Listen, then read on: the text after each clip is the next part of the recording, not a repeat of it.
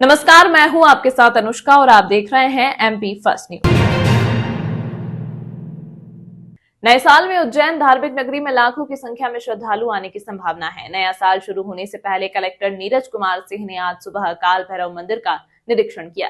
गौरतलब है कि 31 दिसंबर और 1 जनवरी को नए साल के अवसर पर काफी संख्या में श्रद्धालुओं के उज्जैन आने की संभावना है। नव वर्ष को ध्यान में रखते हुए काल भैरव मंदिर का निरीक्षण किया। निरीक्षण के दौरान कलेक्टर ने काल भैरव मंदिर में विभिन्न स्थानों पर बैरिकेडिंग करने के निर्देश दिए ताकि अनावश्यक जाम की स्थिति निर्मित न हो तथा कम समय में सुविधापूर्वक सुगमता से श्रद्धालुओं को भगवान श्री काल भैरव के दर्शन हो सके। कलेक्टर ने इसे शीघ्र कर पुनः पहले जैसा करने के निर्देश दिए हैं। इस दौरान ADM Anukul Jain, SDM LN Garg, CMHO doctor Ashok Kumar Patel, नगर पालिका निगम के अधिकारी और विभिन्न अधिकारीगण मौजूद रहे।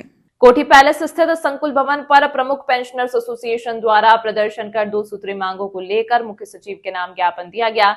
मीडिया प्रभारी डॉक्टर स्वामीनाथन पांडे ने जानकारी देते हुए बताया कि पिछले 1 साल से कर्मचारी की समस्याओं को लेकर कई बार ज्ञापन दे चुके हैं, पर अभी तक हमारी समस्या का निराकरण नहीं किया गया है, जिसको लेकर जिला अध्यक्ष अशोक दुबे एवं मंजुलता भाटी, जिला अध्यक्ष महिला प्रकोष्ठ के नेतृत्व में सैकड़ों की संख्या में पेंशनर्स ने धरना प्रदर्शन कर 2 सूत्रीय मांगों को लेकर मुख्य सचिव के नाम कलेक्टर को ज्ञापन दिया है। सेवानिवृत्त कर्मचारियों को पेंशन भुगतान आदेश प्राप्त करने हेतु व्यवस्था का सरलीकरण कर प्रशासकीय कठिनाइयों को पेंशनर्स के हित में समाप्त कर नई व्यवस्था लागू की गई थी, जिससे प्रदेश के सेवानिवृत्त कर्मचारियों अधिकारियों को जिला एवं संभाग स्तर से समय पर पीपीओ के भुगतान आदेश प्राप्त हो रहे हैं। अगर यह व्यवस्था लागू होती है तो मध्य प्रदेश के सेवानिवृत्त कर्मचारियों को पीपीओ प्राप्त करने हेतु तथा सेवानिवृत्त होने के पश्चात भुगतान प्राप्ति के लिए वृद्ध पेंशनर्स को अनेकों बार भोपाल के चक्कर लगाने पर मजबूर होना पड़ेगा। मध्य प्रदेश छत्तीसगढ़ पुनर्गठन अधिनियम 2000 की धारा 49 में छठी अनुसूची में कहीं नहीं लिखा है कि छत्तीसगढ़ और मध्य प्रदेश के पेंशनरों का बंटवारा का डियरनेस रिलीफ दोनों राज्य की सहमति से बढ़ाया जा सकता है। ज्ञापन देकर मुख्य सचिव से निवेदन किया है कि दोनों मांगों को जल्द से जल्द पूरा किया जाए। प्रमुख पेंशनर एसोसिएशन के प्रांत व्यापी आह्वान पर आज हम 18 दिसंबर को यहाँ एकत्र हुए हैं कलेक्टर कार्यालय उज्जैन पे, और हमारी 2 सूत्रीय मांग है। नंबर 1, धारा 49 के जो 6 परिशिष्ट है उसमें मध्य प्रदेश और छत्तीसगढ़ के जो सरकारों के बीच पेंशनरों के सत्तों का भुगतान के बारे में कोई नियम नहीं है कि आपस में एक दूसरे की सहमति प्राप्त करेंगे उसके बाद भुगतान करेंगे। अभी तक क्या हो रहा, 2000 में जब छत्तीसगढ़ और मध्य प्रदेश सरकार बनी तो वहाँ एक धारा 49 कायम किया गया केंद्र सरकार के द्वारा, और मध्य प्रदेश और छत्तीसगढ़ की सरकार क्या करी, दोनों आपस में सहमति के नाम पर नौटंकी करती है और 1.5 साल तक 2-2 साल तक सहमति नहीं रहती है और पेंशनरों के महंगाई भत्ते का नुकसान होता है। तो उस धारा को और जिसमें प्रावधान नहीं है उसको समाप्त करने का ये हमने मांग रखी है। दूसरा, जिला और संभाग स्तर पर पेंशन स्वीकृत करने के संभागीय जिला पेंशन अधिकारी के यहाँ कार्यालय पूरे मध्य प्रदेश में। अभी ऐसा वित्त विभाग का एक नोट आया है जिसमें ये कहा गया कि भाई पूरा पेंशन स्वीकृति का काम केंद्रीकृत कर रहे हैं। केंद्रीकृत मतलब भोपाल ले जा रहे हैं। भोपाल में वहाँ पेंशन स्वीकृत मध्य प्रदेश के पेंशनरों की स्वीकृति वहीं से होगी। आज जैसे मैं पेंशनर हूँ, मेरी कोई समस्या पेंशन में कोई दिक्कत आएगी तो अब मुझे अपना प्रकरण भोपाल लेके जाना पड़ेगा। जो आगे रिटायर हो रहे हैं सरकारी कर्मचारी, उनको भी अपने पेंशन केस के लिए भोपाल चक्कर खाना पड़ेगा, और जो यहाँ शासकीय कार्यालय 52 विभागों के हैं उनको भी उनके बाबुओं को, उनके अधिकारियों को भोपाल चक्कर खाने पड़ेंगे। अनावश्यक इसके कारण पूरा पेंशनर परेशान होगा और सिस्टम भी परेशान होगा। नंबर 1। दूसरी बात क्या है, वर्तमान में पेंशन कार्यालयों पर जिला कलेक्टर का नियंत्रण रहता है, कमिश्नर का नियंत्रण रहता है। वो हर बैठक में उनकी समीक्षा करते हैं। अब वो अधिकार जब भोपाल चला जाएगा तो कलेक्टर और कमिश्नर नियंत्रण नहीं कर पाएंगे उन पर। इससे कर्मचारी और पेंशनर परेशान होंगे। यथावत सिस्टम पेंशन की जो कार्यालय की सिस्टम है इसको यथावत यहीं जिले और संभाग लेवल पर यथावत रखा जाए। मांग नहीं मानेगी तो क्या करेंगे? आगे हम लगातार जैसे विगत अनेक वर्ष से ये ज्ञापन दे रहे हैं, धारा 49(6) के बारे में दे रहे हैं, ये ज्ञापन दे रहे हैं। ऐसे हम लगातार जो भी हमारे अहिंसक तरीके से जो कार्रवाइयाँ हो सकती शांतिपूर्ण तरीके से वो हम कार्रवाई करते रहेंगे। पेंशनर संघ तो अनेक है, बाकी उज्जैन में 2-3 संघ है जिसमें हमारा संगठन सबसे प्रभावशाली भूमिका उज्जैन में अदा कर रहा है। शमशेर सिंह तोमर, मैं प्रमुख पेंशनर एसोसिएशन का उप प्रांत अध्यक्ष हूँ। आज ओनली केवल 2 सूत्री मांग की गई है, जिसमें प्रांत का आदेश था कि ये 2 प्रमुख पेंशनर द्वारा मांग उठाई जाए। एक तो कार्यालय बंद ना हो, कोषालय वगैरह जो भोपाल में जाने की है, और दूसरा हमारा 49(6) का डीआर दिया जाए पूरा, और कभी भी हम लोगों का पैसा ना खाया जाए। और सबसे बड़ी हम लोगों को दुख इस बात का है, ये आप अपने चैनल के द्वारा माननीय मुख्यमंत्री तक भेजें कि महाकाल की नगरी में, महाकाल की नगरी से निवास करने वाले मुख्यमंत्री महोदय को ये दें आप अवश्य कि हम लोगों के साथ में अन्याय क्यों किया जा रहा है। मतलब उज्जैन के मुख्यमंत्री होने के बाद में भी हम पेंशनरों को भटकना पड़ रहा है, बड़ी शर्म की बात है ये। आप अपने चैनल के द्वारा अवश्य इस बात को भेजें। अशोक दुबे, जिलाध्यक्ष प्रमुख पेंशन समाज उज्जैन। श्री महाकालेश्वर मंदिर में प्रतिदिन परंपरागत रूप से होने वाली भगवान श्री महाकालेश्वर की भस्म आरती में आज फिल्म अभिनेता उत्कर्ष शर्मा भी सम्मिलित हुए। भस्म आरती उपरांत पंडित महेश पुजारी, पुरोहित पीयूष चतुर्वेदी व विपुल चतुर्वेदी द्वारा उत्कर्ष शर्मा के माध्यम से बाबा महाकाल का पूजन संपन्न करवाया गया। भस्म आरती उपरांत पंडित महेश पुजारी, पुरोहित पीयूष चतुर्वेदी व विपुल चतुर्वेदी द्वारा उत्कर्ष शर्मा के माध्यम से बाबा महाकाल का पूजन संपन्न करवाया गया। यह मैं शब्दों में नहीं बता सकता। मेरा आप सभी से आग्रह है कि आप भी बाबा महाकाल के दर्शन करने आए और विश्व में सिर्फ एक स्थान जहां पर आपको ऐसी अनुभूति हो सकती है, यहाँ आकर बाबा महाकाल की भस्म आरती जरूर देखें। महाकालेश्वर मंदिर के सहायक प्रशासक मूलचंद जुनवाल ने बताया कि श्री महाकालेश्वर मंदिर में प्रतिदिन परंपरागत रूप से होने वाली भगवान श्री महाकालेश्वर की भस्म आरती में आज फिल्म अभिनेता उत्कर्ष शर्मा भी सम्मिलित हुए। श्री महाकाल जी, जय श्री महाकाल। मेरा बहुत बहुत प्रणाम जो टेंपल कमेटी है और जो एमपी गवर्नमेंट है, उन्होंने जो काम किया है महाकालेश्वर मंदिर के इर्द गिर्द, और जो इजी व्यवस्था की है कि जो भक्त हैं वो बहुत आसानी से बाबा के दर्शन कर सकते हैं। मुझे तो मतलब बहुत ही अद्भुत दर्शन प्राप्त हुए और मैं याचना करूंगा हर एक से कि वो यहाँ आए और खुद भस्म आरती एक बार खुद सामने से देखे तो ही यकीन होगा कि कितनी अद्भुत, और दुनिया में इकलौती सिर्फ यही जगह जहाँ पे आपको ये देखने मिल सकती है। तो ज़रूर आइए श्री महाकालेश्वर मंदिर। जय श्री। जय श्री। महाकाल की धार्मिक नगरी को जल्द ही हाईटेक आईटी पार्क की सौगात मिलने जा रही है। इसके लिए नोएडा की एक कंपनी को बनाने का ठेका मिला है। कलेक्टर नीरज कुमार सिंह ने बताया कि मुख्यमंत्री मोहन यादव 21 दिसंबर को इसका भूमि पूजन करने आ रहे हैं, जिसको लेकर तैयारियां शुरू कर दी गई हैं। मुख्यमंत्री डॉक्टर मोहन यादव द्वारा अपनी जन्मस्थली एवं धार्मिक नगरी उज्जैन को एक और अमूल्य सौगात दी। उज्जैन के इंजीनियरिंग कॉलेज चौराहे पर जल्द ही आईटी पार्क नजर आएगा। 48 करोड़ रुपए में आईटी पार्क का निर्माण Madhya Pradesh industrial development corporation के माध्यम से होगा। जल्द ही 7 मंजिला आईटी पार्क में इंक्यूबेशन सेंटर, रिसर्च सेंटर, आई कंपनियों के लिए और स्टार्टअप करने वालों के लिए जगह होगी। यह उज्जैन का अपने आप में पहला मौका पार्क होगा। सरकार का इस बात पर जोर है कि स्थानीय युवाओं को इसमें प्राथमिकताएं दी जाए। आईटी के पार्क से उज्जैन में औद्योगिक विकास को भी बढ़ावा मिलेगा। नोएडा की यूनिक कंपनी 2027 तक बिल्डिंग तैयार कर देगी। यह कई वैश्विक तकनीकी दिग्गजों को आकर्षित करेगा। कॉलेज के सामने जो जगह है वहाँ पर आवंटन किया गया है और वहाँ पर आईटी पार्क का निर्माण किया जाएगा। एजेंसी आ रही है 46 करोड़ रुपए की राशि से ये भूमि। सर ये कहाँ पर बन रहा है? इंजीनियरिंग कॉलेज के सामने की जमीन है जो टर्निंग पे है, वहाँ पर कितने करोड़ लगा? 46 करोड़।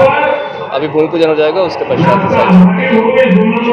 देखिए, आज का दौर आईटी का दौर है और काफ़ी प्रतिभाशाली बच्चे मालवा में जो आईटी सेक्टर के लिए हैं और उनको आईटी इंडस्ट्री उज्जैन में नहीं होने की वजह से बाहर जाना पड़ता है अपना घर बार छोड़ के। माननीय मुख्यमंत्री जी की मंशा ये रही है कि उज्जैन का सर्वांगीण विकास हो और आज का दौर आईटी का दौर है।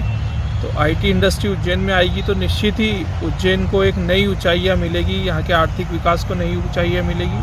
साथ ही साथ यहाँ के जो प्रतिभाशाली बच्चे हैं, युवा हैं, उनको भी यहाँ पे बड़ी मात्रा में रोजगार के अवसर मिलेंगे और सिटी का ब्रांड वैल्यू, सिटी की क्वालिटी दोनों में बहुत सुधार होगा। किस तरह से यहाँ पे आईटी पार्क डेवलप होगा और क्या क्या उसकी खूबियाँ रहेंगी? देखिए, जो हमको लैंड माननीय मुख्यमंत्री जी के निर्देश पे आवंटित हुआ है उसमें हम लोग फेज़ वाइज मैनर पे यहाँ आईटी पार्क का, जो कि आईटी सेक्टर के लिए जो भी एमिनिटीज़ और सर्विसेज रहती है वो सारी इनकॉर्पोरेट करते हुए यहाँ पे आईटी पार्क बनाएंगे और स्पेस, आईटी स्पेस क्रिएट करेंगे ताकि आईटी इंडस्ट्री जो भी निवेश करना चाहती है, उज्जैन में निवेश के लिए आना चाहती है, वो यहाँ पर पूरा प्लग एंड प्ले में अपना आके ऑफिस स्टार्ट कर सके। आईटी से संबंधित जो बिजनेसेस हैं, वो सर्विसेज हैं, वो यहाँ से प्रदान कर सके और यहाँ के लोगों को रोजगार दे सके। प्रत्यक्ष में कितने लोगों को रोजगार मिलने की संभावना मानते हैं? अभी तो बहुत जल्दबाजी होगी, लेकिन मुझे जो उम्मीद है कि फर्स्ट फेज से लगभग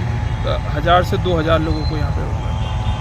आनंद नगर स्थित मनकामेश्वर मंदिर के बगीचे में पुलिस पेंशनर संघ उज्जैन के द्वारा पेंशनर दिवस बड़े ही हर्षोल्लास के साथ मनाया गया।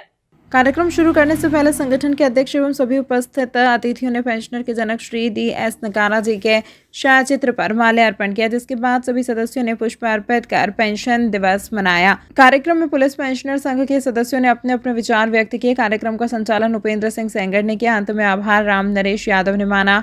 संगठन के लोगों का कहना है कि शासन द्वारा पेंशनरों की मांगें नहीं मानी जा रही है। तो संगठन के प्रांतीय अध्यक्ष श्री MP सिंह परिहार साहब के द्वारा बताया गया कि बकाया एरियर की राशि भुगतान हेतु एवं वर्ष 2000 की बंधक धारा 46 और 50(6) को समाप्त किए जाने हेतु उच्च न्यायालय इंदौर में याचिका दायर की गई। आज जिला पुलिस पेंशन एसोसिएशन के द्वारा ये 17 तारीख को जो पेंशन डे माना जाता है, इस पर यह पेंशन दिवस मनाया गया। सर्वप्रथम पेंशन डे की जिसके वजह से पेंशनर स्कीम मिली है, आदरणीय नकारा साहब को श्रद्धांजलि दी गई। सारे लोग यहाँ उपस्थित हुए क्योंकि वो 1982 में यह सेंक्शन हुई थी पेंशन। कम से कम एक इतनी बड़ी उपलब्धि, इतना बड़ा काम वो कर गए, जिससे आज हम सब लोग अपनी पेंशन लेते हैं, उसमें कमोन्नति भी होती है। कई लोगों के मतलब परिवार में इस चीज़ की बड़ी सहयोग रहता है। इसी बात का लेकर हमने गरिमामय पेंशन दिवस मनाया है। दिसंबर जो है हम लोग पुलिस पेंशनर संघ के में हम लोग जो है हमारे जो पूर्व जो DS नकारा साहब ने जो हमारे न्यायालय में इसमें पेंशनर के उसके कारण जो लगाया था, जिसमें सर्वोच्च न्यायालय द्वारा हमारे पेंशनर के लोगों को पक्ष में ऐसा फैसला दिया, जो ऐतिहासिक फैसला दिया है, उसके हम लोग नकारा साहब के जन्म के उसमें पेंशन डे के रूप में मनाते हैं। जिसे आज हम सब लोग यहाँ आनंद नगर मनकामनेश्वर मंदिर पर एकत्रित होकर हमारे वरिष्ठ अधिकारी श्री प्रवीण ठाकुर साहब, श्री DSP श्रीवास्तव साहब, सोलंकी साहब, आर्य साहब और वरिष्ठ हमारे राजेंद्र श्रीवास्तव जी और उपेंद्र सेंगर साहब तिवारी जी और वरिष्ठ सभी मतलब लोग यहाँ एकत्रित होकर हमारे संघ के सभी लोगों एकत्रित होकर आज जो है इसको मनाया है और उनको हमने श्रद्धांजलि वाली। और अभी हम लोगों ने हमारे जो शासन द्वारा हम लोगों ने पुलिस पेंशनर संघ, हमारे जो अध्यक्ष हैं श्री परिहार साहब, MP सिंह परिहार साहब ने हम लोगों को सबसे राय से अभी हमने माननीय न्यायालय में जो हमारे राज्य सरकारें जो हमारे पेंशन का पैसा समय पे नहीं देती हैं, जो TA वगैरह बढ़ता है, तो उसके बारे में हम लोगों ने कोर्ट में न्यायालय में वाद्य प्रस्तुत किया है। प्रमोद सिंह भदौरिया, उज्जैन पुलिस पेंशन संघ अध्यक्ष। उज्जैन पुलिस ने एक बड़ी कार्रवाई करते हुए उज्जैन सहित अलग अलग जिलों से चोरी के 162 वाहनों को बरामद किया। पुलिस अब इनके असली मालिकों की खोज में जुटी है ताकि उन्हें उनके वाहन लौटाए जा सके। जब्त वाहनों की अनुमानित कीमत 1 करोड़ रुपए आंकी जा रही है। एक प्रेस वार्ता में पुलिस अधीक्षक ने बताया कि अभी इसमें 18 से ज्यादा आरोपी हैं। कुछ गैंग भी गिरफ्तार की गई है। अभी बहुत सारे आरोपी हैं जो फरार हैं। अर्ली मॉर्निंग 3 बजे के आसपास सभी जगह पर दबिश दी गई है। उन सभी आरोपी को बनाया गया है। पुलिस अधीक्षक ने बताया कि पिछले करीब 1 महीने से पुलिस ने जगह जगह पर जो वाहन चोरियां हुई थी उनका एनालिसिस किया। पुलिस द्वारा रूटीन चेकिंग लगाई जा रही थी। पिछले 1 महीने से सरप्राइज एलिमेंट को मेंटेन करने के लिए अलग अलग जगह पर एक ही टाइम ऑलमोस्ट 60 जगह पूरे जिले में चेकिंग पॉइंट लगाए गए थे।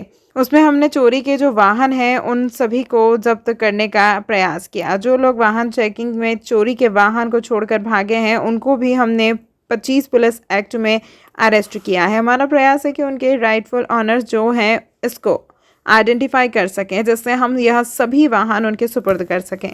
कितनी गाड़ियां हैं और कहां से पकड़ी? ये पिछले 1 महीने से हमारे द्वारा समय समय पर वाहन चेकिंग लगाई जा रही थी। आसपास जिले के रतलाम, देवास, बदनावर, झालावाड़ में जो डेरे हैं वहाँ अर्ली मॉर्निंग 3 बजे हमारे एडिशनल SP साहब, SDO साहब ने दबिश दी थी। और थाने में भी जो चेकिंग के माध्यम से वाहन पकड़े गए हैं या चेकिंग देखकर लोग जो गाड़ियों को छोड़ के भागे, उन सभी वाहनों को जब्त किया गया। करीब 150 से ज़्यादा वाहन आज हमारे द्वारा जब्त किए गए हैं पिछले 15-20 दिन में, और उन्हीं के संबंध में पुलिस लाइन में इन सबको इकट्ठा किया गया। अभी हमारा दूसरा प्रयास ये जारी है कि हम इनके राइटफुल ओनर्स को आइडेंटिफाई करें और उनको सूचित करें, और उनका वाहन अगर उनको सुपुर्द किया जा सकता है तो उनको सुपुर्द किया जाए। अन्यथा थानों में जो वाहन है उनका नीलामी के माध्यम से निराकरण किया जाए। ये जो पिछले 20 दिन की प्रक्रिया है ये बड़ी फ्रूटफुल रही है। इस साल ओवरऑल हमारे यहाँ ऑलमोस्ट वाहन चोरी में 25% की कमी देखी गई है। हमारा पूरा प्रयास रही है कि ये इस तरह की चेकिंग और लगातार दबिश हमारी टीमें देते रहें। हमारे साइबर की टीम और एडिशनल एसपी साहब दोनों उसका एनालिसिस लगातार कर रहे हैं, फुटेज का एनालिसिस कर रहे हैं। हमने 3 शैडो एरियाज़ जहाँ पे ज़्यादा चोरी की घटनाएं हुई हैं, जैसे आरडी गार्डी मेडिकल कॉलेज की पार्किंग, हॉस्पिटल की पार्किंग और रेलवे स्टेशन की पार्किंग, इन 3 जगहों को भी आइडेंटिफाई किया है और वहाँ पे भी हम असेसमेंट कर रहे हैं कि किस तरह से हम सीसीटीवी कैमरा को प्लेस कर सकते हैं। साथ ही आज एक एडवाइजरी हम लोगों ने जनता के लिए जारी की है, जो चोरों से इंटेरोगेशन के माध्यम से और जो सीसीटीवी एनालिसिस के माध्यम से हम लोगों को जानकारी प्राप्त हुई है कि चोरी की वारदातें किस कारण से हो रही हैं, वो सब भी हम लोगों ने आपके माध्यम से साझा किया है। सर, कितने थाना क्षेत्र में कितने आरोपी पकड़ा है? ये करीब 30 थानों ने लगातार अलग अलग समय पर चेकिंग लगाई है।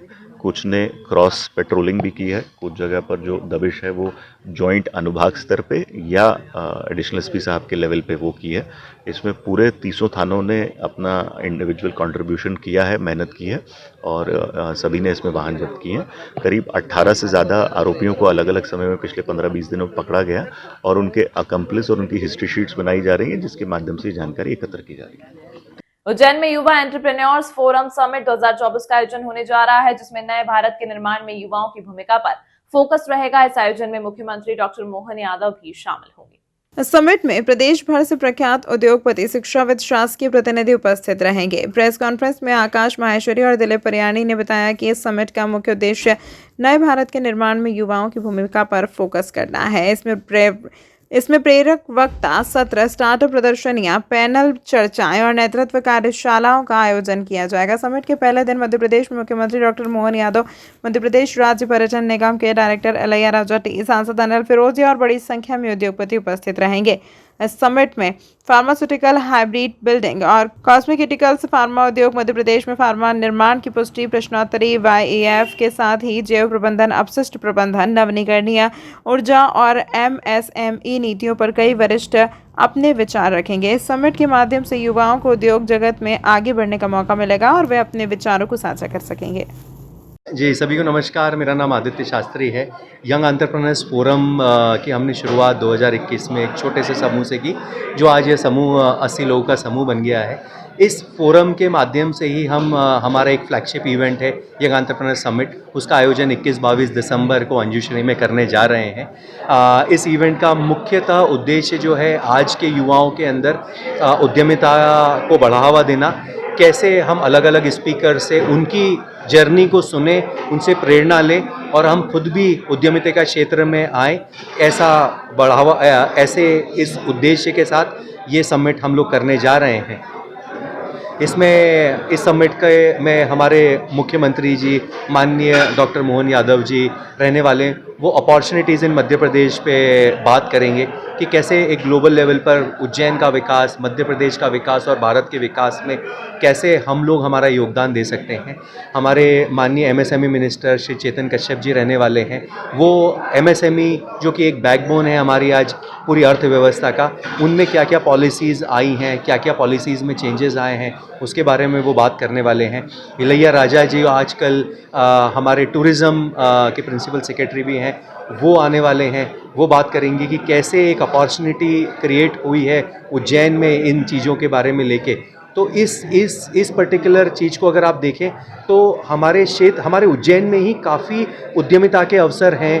टूरिज़्म को नज़र में देखते हुए, ट्रैवल को नज़र में देखते हुए काफ़ी लोग आ रहे हैं, उनको कैसे कैटर करेंगे, इन्हीं सब विषयों पे हम लोग 21 और 22 को एक चर्चा रखेंगे। इस टाइप की चर्चा करेंगे और कहाँ पर होगी? नहीं, देखिए ये क्या है, ये हम इस टाइप की काफ़ी इंदौर वगैरह में ऐसे इवेंट होते रहते हैं, बट हम हमारे लेवल पे जो चैलेंजेस फेस करते हैं हमारे उद्यमी, उनको डायरेक्टली क्या चैलेंज आते हैं उससे हम लोगों ने सरकार के बीच में एक ब्रिज बनाने की कोशिश करी है इस यंग एंटरप्रेन्योर्स फोरम के द्वारा। और यंग एंटरप्रेन्योर्स समिट में सरकार के ही द्वारा उनकी नीतियों के बारे में हम सरकार के ही अधिकारियों से सुनेंगे कि क्या नई नीतियाँ आ रही हैं, आगे और अर्थव्यवस्था कैसे बढ़ने वाली है, कौन सा नया लैंड बैंक जो है उसमें सरकार नई योजनाएं लेके आने वाली हैं, कौन सा सेक्टर है जहां पर कि हमारे लिए बहुत अपॉर्चुनिटीज़ है। जैसे आप देख रहे हैं विक्रम उद्योगपुरी, आज पहला फेज़ हमारा शुरू होते से ही खत्म हो गया और आप रात को अगर वहां जाएंगे तो आप कल्पना नहीं कर सकते उज्जैन का एक हिस्सा भी है ऐसा। कितने लोगों ने रजिस्ट्रेशन करवा दिया और कितने की उम्मीद है? 700 लोगों की पूरी संख्या का अनुमान है हमको और अभी तक हमारे पास 600 रजिस्टर। तमाम महत्वपूर्ण खबरों के लिए देखते रहिए MP फर्स्ट न्यूज।